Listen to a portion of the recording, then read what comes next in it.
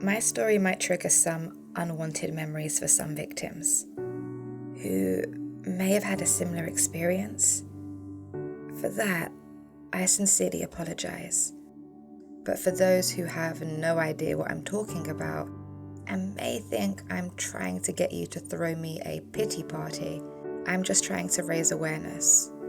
So please, reserve all judgment. I was returning home from a friend's birthday party. As usual, I checked all of my surroundings to make sure I wasn't in any danger. As I entered my apartment, out of nowhere, a man grabbed me from behind and shoved me inside. I fell. Everything in my purse scattered all over the floor. As he closed the door behind him, I knew I was in trouble. I tried to scream, but I was in total shock. My whole entire body just froze. I was unable to utter a word. It happened so fast. I couldn't even find the strength to fight him. He savagely assaulted me repeatedly. I remember laying on the floor, asking myself, will he leave me alive? I looked towards my left and there he was, standing with his back turned towards the refrigerator, facing my direction, eating my pizza and drinking juice from my fridge. I couldn't get a good look at his face because he was wearing a hoodie, and apart from the light coming from the refrigerator, the apartment was so dark. After he finished, he returned to continue the assault. I could barely make out my pepper spray on the floor next to me, but I was so scared to even touch it, much less use it. I've always thought about all the things I would do to defend myself if I ever got attacked. Now here I am, terrified to even reach for my pepper spray. I finally mustered up the courage and reached for a pencil that fell out of my bag. I held the pencil as tight as I could. I raised my arm, and with all my might, I cowardly stabbed him in his lower back. He screamed so loud he must have woke up everyone in the building. I felt the pencil break. I managed to escape and open the door. He tried to grab me.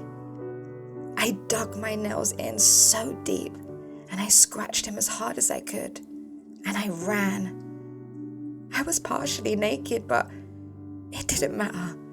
Not one bit. I finally found my voice and I screamed as loud as I possibly could. And then I frantically knocked on the neighbors' doors, and when they opened the door, I immediately asked them to call the police. When the police arrived and entered my apartment, he was nowhere to be seen. To my disappointment, he escaped using the fire escape ladder, but he left a whole trail of DNA behind. Blood, fingerprints. Plus, I had his flesh underneath my nails. I gave the police officers my statement in the best way that I could. I asked that my case be kept confidential as they investigated because I felt ashamed.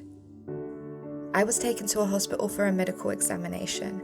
I was referred to a specialist to help me mentally, but I refused. The incident happened on a Saturday. I returned to work on the following Monday, as if nothing had happened. That was a wrong decision. I moved out of the area in case he returned. My life hasn't been the same since.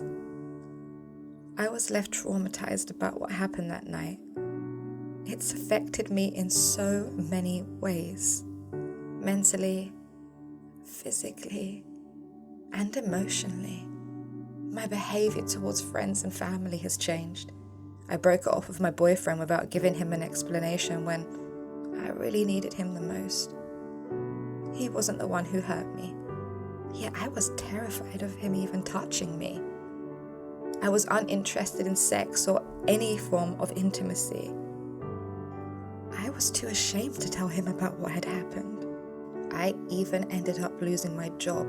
At work, a male colleague complimented the perfume I was wearing. I lost it and kicked him in the nuts so hard, he was laying on the floor in agony.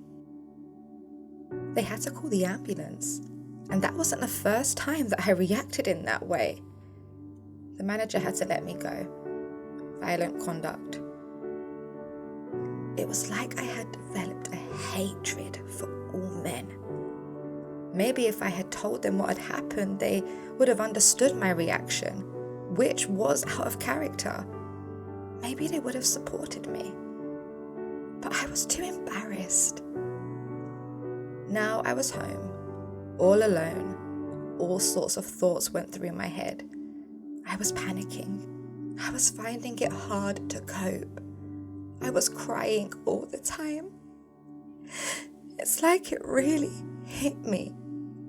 I realized that I was causing more harm than good to myself by not seeking help. I thought I could get through it by myself, but I couldn't. It was eating me from the inside out. I called a family meeting with some close family members, and I explained what happened and the reason I had been so distant lately. That was a step in the right direction. The support I got from my family was immense. They didn't judge me. Suddenly, I didn't feel so alone anymore. I eventually received counselling and therapy, which really helped me to move forward with my life. 2 years on, the police caught the perpetrator. It turned out that he was an ex-tenant who still had access to the building. Apparently, he had messed with the wrong girl, and she was a martial arts specialist. She kneed him underneath his chin and knocked him out cold. The DNA evidence was a perfect match. Even the scratch I gave him left a scar. He fitted a description of many other unsolved assault cases in the area. He's currently awaiting a sentence, and I am in the process of rebuilding my life. To all survivors of assaults or traumatic experiences, know that you are not alone. Your strength and resilience inspires us.